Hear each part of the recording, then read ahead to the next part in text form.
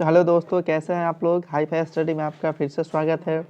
चलिए, आज का वीडियो बहुत ही इंपॉर्टेंट होने वाला है, बहुत ही मस्त है, बहुत ही ज़बरदस्त ये वीडियो होने वाला है आज का। क्योंकि इस वीडियो में हम आप टोटली आपके मेंसुरेशन से जो भी रिलेटेड आपके जो इम्पोर्टेंट फार्मूलाज उसका आज हम यहाँ डिस्कशन करवाने वाले हैं। तो इस वीडियो को आप पूरे अंत तक देखिएगा, क्योंकि मेंसुरेशन यानी क्षेत्रमिति से आने वाले जो भी क्वेश्चंस होते हैं, अगर ये वीडियो को आप पूरी तरह से देख लेते हैं तो एक भी क्वेश्चन आप मिस नहीं कीजिएगा। सारा का सारा क्वेश्चन आप सॉल्व कर दीजिएगा इजी वे में, क्योंकि मेंसुरेशन एक ऐसा चैप्टर है जो बिना फार्मूला का कहने का यह मतलब कि अगर आप फार्मूला जानते हैं, तो क्वेश्चन सॉल्व होगा, अदरवाइज आप क्वेश्चन को हिला भी नहीं सकते हैं। बनाने का तो दूर, आप क्वेश्चन को हिला भी नहीं सकते हैं। तो इसलिए इस वीडियो को स्किप मत कीजिएगा, इस वीडियो को पूरी तरह से देखिएगा। अगर आप मेंसुरेशन यानी क्षेत्रमिति में आप अगर इंटरेस्टेड हैं तो इस वीडियो का पूरे अंत तक देखिएगा। फॉर्मूला है आयत का परिमाप, रेक्टेंगल, पेरीमीटर ऑफ रेक्टेंगल का फॉर्मूला क्या होता है?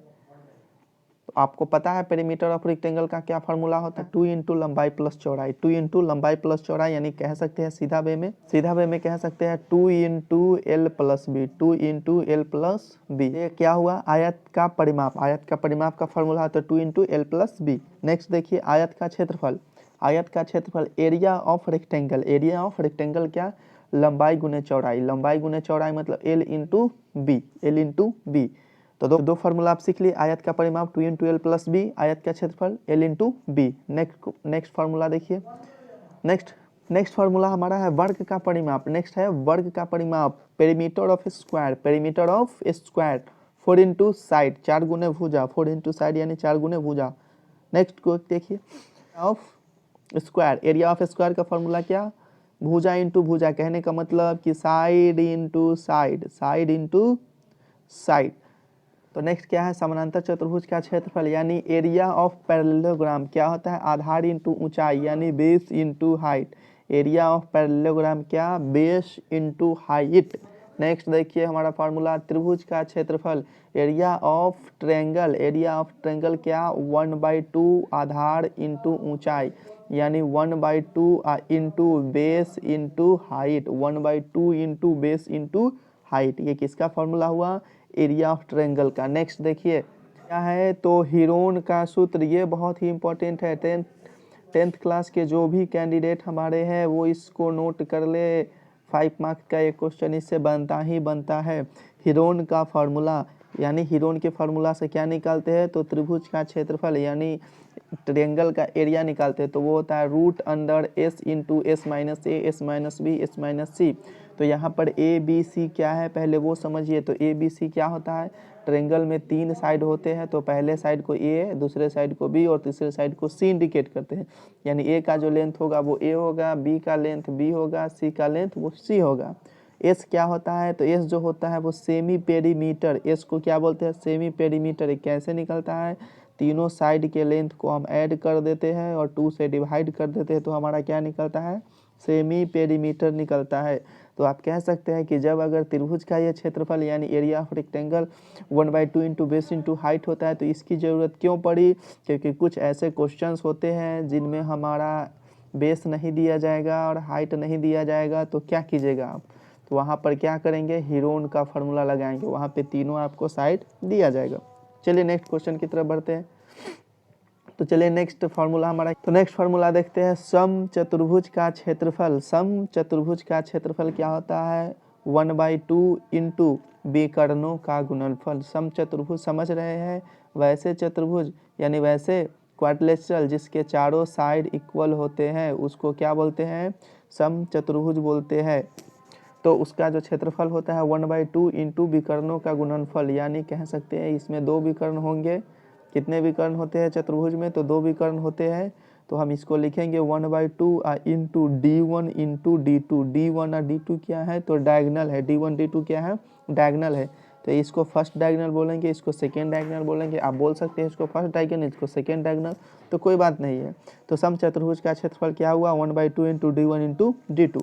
नेक्स्ट क्वेश्चन का क्षेत्रफल क्या होता है? 1/2 इंटू समानांतर भुजाओं का योग इंटू ऊंचाई। क्या होता है यह? तो समझ लीजिए समलंब चतुर्भुज क्या होता है? तो ऐसा चतुर्भुज जिसके आमने सामने के चतुर्भुज जिसका वन पेयर जो होता है साइड वो पैरेलल होता है। तो ये साइड और ये साइड हमारा पैरेलल हो जाएगा, और इसके बीच जो होता है ये जो हम और ये इसके बीच जो लाइन खींच दिए ये होता है हमारा परपेंडिकुलर। तो क्या बोला गया है कि 1/2 इंटू समानांतर भुजाओं का योग, मतलब ये वाला और ये वाला। तो इसको हम ए ले लेते हैं, इसको हम बी ले लेते हैं, तो ये हो जाएगा ए प्लस बी इंटू, और ये जो ऊपर से नीचे खींचा गया है उसको हम हाइट बोलते हैं, तो ए प्लस बी इंटू एच होता है। तो समलंब चतुर्भुज का क्षेत्रफल 1/2 इंटू ए प्लस बी इंटू हाइट होता है, यानी समानांतर भुजाओं का योग इंटू ऊंचाई होता है। नेक्स्ट देखिए हमारा क्या है फॉर्मूला। तो नेक्स्ट फार्मूला है वृत्त की परिधि। नोट डाउन, बहुत ही इंपॉर्टेंट है, इससे क्वेश्चन बनना ही बनना है। वृत्त की परिधि 2πr, ये हमारा सर्कल है, तो ये सर्कल का ये सेंटर हो जाता है। तो सर्कल का सेंटर ये हो जाता है, तो परिधि किसको बोलते हैं, तो कहीं एक पॉइंट है सर्कल का आप ले लीजिए, इस पॉइंट को आप पूरी तरह से एक बार घूम जाइए और फिर उसी पॉइंट पर पहुंच जाइए, तो वो आपका क्या कहलाएगा, पूरा जो आप घूमे हैं वो कहलाता है परिधि, यानी सरकमफ्रेंस इंग्लिश में बोले तो circumference of circle 2πr। Are क्या होता है, तो सेंटर से इस सरकमफ्रेंस पर कोई एक लाइन खींच दिया जाता है, और इस लाइन का जो डिस्टेंस होता है उसी को बोला जाता है रेडियस। तो 2πr, आर मतलब रेडियस। नेक्स्ट क्वेश्चन, नेक्स्ट का क्षेत्रफल, यानी इस वृत्त का जो है पूरा जो क्षेत्रफल कितना हो गया, एरिया ऑफ सर्कल क्या होता है, तो πr²। क्या होता है, πr²। आर क्या, तो समझ चुके रेडियस। नेक्स्ट देखिए फॉर्मूला, त्रिज्यखंड की चाप की लंबाई इक्वल टू क्या होता है, तो πr θ/180। इसको समझिए क्या कहा, यह त्रिज्यखंड क्या होता है, तो क्या होता है वो समझ लीजिए। सपोज दैट ये हमारा सर्कल है, सर्कल का यह सेंटर है, इस सेंटर से ये रेडियस 2 खींच दिया गया है, तो इस रेडियस के द्वारा, यानी त्रिज्या, हिंदी में त्रिज्या बोलते हैं, तो इस त्रिज्या के द्वारा ये क्षेत्रफल बना ना, एक ये वाला क्षेत्र बना और एक ये वाला क्षेत्र बना, तो ये छोटा क्षेत्र बना, ये बड़ा क्षेत्र बना। तो पूछा जाता है वो त्रिज्यखंड के चाप की लंबाई, मतलब ये जो लंबाई है ये, इसको ये पॉइंट इंडिकेट करते हैं, इसको बी करते हैं, और रेडियस सेंटर जो हमारा होता है वो ओ होता है।